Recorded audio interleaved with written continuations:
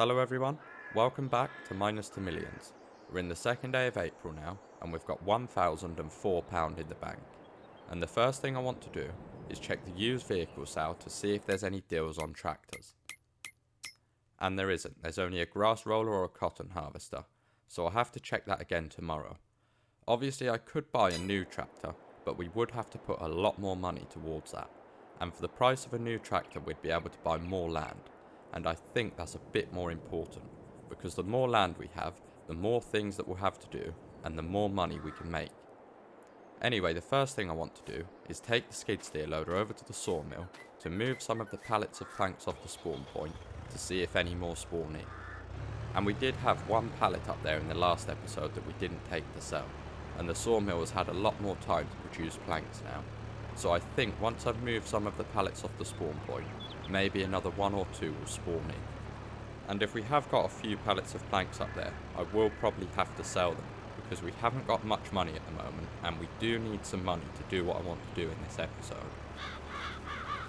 Okay, we have got 3 pallets up here, so the spawn point is full. And if I move this one just off the back here, hopefully another pallet spawns in. I think it should, because like I said, the sawmill has had a lot more time to produce the planks now, and it does produce them very quickly. Okay, another one has spawned in, so we've got 4 now, and we get just over £1,000 for each pallet, so we'll get quite a bit of money for these. And there's 125 litres of planks in the sawmill now, so we won't get another pallet just yet. I did want to wait until we had a few more pallets before I sold the planks, because I will need to lease a trailer to sell them, and if I had more pallets to sell, the cost of leasing the trailer wouldn't be too bad. But like I said, we do need the money, so I'll have to sell them now. So let's see how much a trailer is to lease. And I'll go for the trailer that we used to use for the logs, because we can drive on that, and it's a good size, so we should fit a few pallets on at a time. So it's this one here, and you'll see it's quite wide, so we shouldn't have any problems driving on with the pallets. And it's £408 to lease. I did think it was a bit more than that, I thought it was around 800. But yeah, I'll lease this and then we can get the planks sold. Okay, I've brought the trailer over here and I've tilted it up like this so we can drive on it. And I did actually bring the trailer here with the skid steer loader, but I wasn't sure if that would be able to pull it once it had pallets on. So I went and got the pickup truck to tow the trailer, and now the trailer's connected to that, I can also use it to take the skid steer loader back to our land, which will be a lot quicker than driving it back. Now let's get a pallet picked up and see if we can drive on the trailer with it. Hopefully we can, because it will make it much easier for us to sell these planks. And I've got to try and lift the pallet just high enough to drive with, because if I lift it a bit too high we will tip forward. And we can drive along with the pallet at the moment, even though it isn't very high off the floor. But I think as long as we get the pallet over the ramp of the trailer we should be fine. So let's see. Okay, we did get over the ramp, and I want to get these pallets as far back on the trailer as I can, so we can try to fit them all on at once. And I think that can go back a bit further. So maybe if I use the pallet fork like this, I might be able to push it back more. So let's see. No, it isn't moving by pushing it. Maybe if I move the pallet fork, that will do it. Yeah, that does work, so I'll have to do that with the other ones as well. It's still not the ideal way to be loading up these pallets, but it's definitely much easier than how I did it last time, and also a lot quicker. And I think we might get all 4 pallets on at once if we push them back, because they don't take up much space on the trailer. So we'll see how it goes. Okay, I did fit all 4 pallets on the trailer, so that's good. And I'll just strap them down so they don't fall off when I tip the trailer forward. So we've got 4,000 litres of planks, and I think we could get nearly 5,000 for these, because we got just over 1,000 for each one of the pallets that we sold last time. So let's see what we get. Well, that's the quickest our money has ever gone up, so it should be a good amount. And we got £5,187, which is very good from 4 pallets. And there's still plenty of wood in the sawmill to produce a lot more, so we're easily going to make the money back that we spent buying the sawmill. I can't remember how much we got for the planks that we sold last episode, but with them and the ones we just sold, I don't think we're far off making 10,000 back already. So it definitely was a good production building to spend our money on. We do really need a road up to it though, because driving across the grass isn't great. So I'll do that today if we have enough money left once we've done everything. And I think we will, because it shouldn't cost too much to do, but we'll see. Now let's get this loaded onto the trailer. And taking it back on the trailer will save a lot of time, because it takes a while to get back going 7 miles per hour. So that should be fine there. And I'll put the straps on because I don't want it falling off the trailer. So let's take this back to our land, and then I can return the trailer because we won't need it anymore.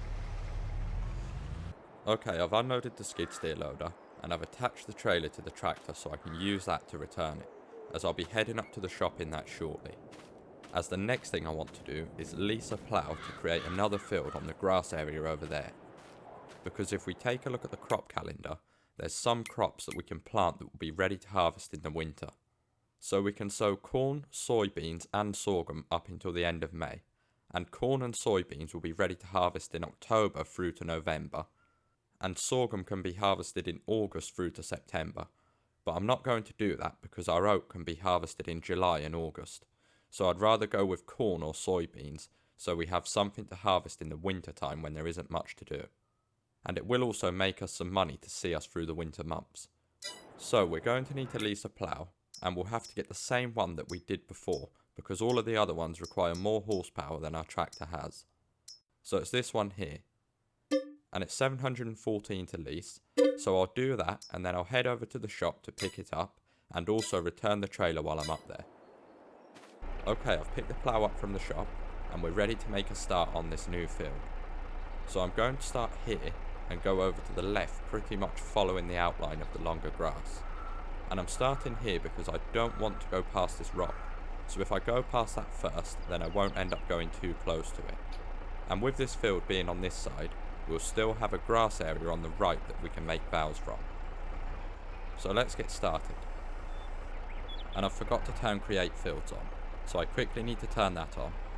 There we go, now we can get started. And this is going to be a good sized field, so we should be able to make quite a bit of money off this when we harvest. We have got a slight hill on this field as well, but it's not too steep, so I don't think we'll struggle working up it with any equipment. And I'm not trying to keep perfectly straight either, because I think it looks a bit better when the edges of the field are a bit rough. Because it can look a bit unnatural if the edges are dead straight, almost like the field's been painted in. And I'll just turn around this corner without lifting the plough for now, because I can neaten it up if I go a bit closer to the rock, which I probably will do. Now along this top part of the field will be kind of a long curve that will go around the corner up here. So I will make that corner behind us a bit straighter, because I don't want to have both of the top corners curved, as the field isn't that wide, and it will almost be like a bend if both corners are curved.